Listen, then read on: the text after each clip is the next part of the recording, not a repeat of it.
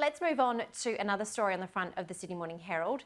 Parents opt for private religious schools as student numbers soar, is the headline.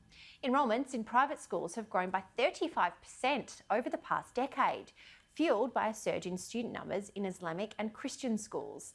Caro, I can't help but wonder, this is nothing to do with the denomination of the school. It's probably got more to do with the pastoral care and probably the academic rigour of the schools, considering what we saw come out this week, that, girls were overlapping boys when it came to things like literacy.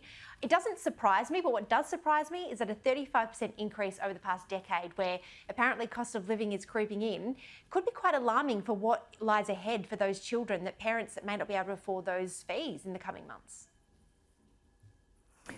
Yeah, look, that is a little bit of a concern. Although what I will say about religious schools is, we generally tend to think about these independent schools as being very high fee schools. Well, there's a lot of co-ed religious schools which aren't anywhere near as expensive as some of those independent schools. They offer, like you said, very good pastoral care, and they offer an excellent academic education. And ultimately, that's what parents want for their kids. Yeah. They want their kids to have an excellent education.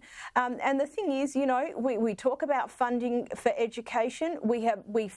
We spend more on education than we ever have, and we have got education standards that are sliding. And so I think this here is, parents doing what they can to the best of their ability to be able to get their kids in a school where there is that rigour, or that greater rigour around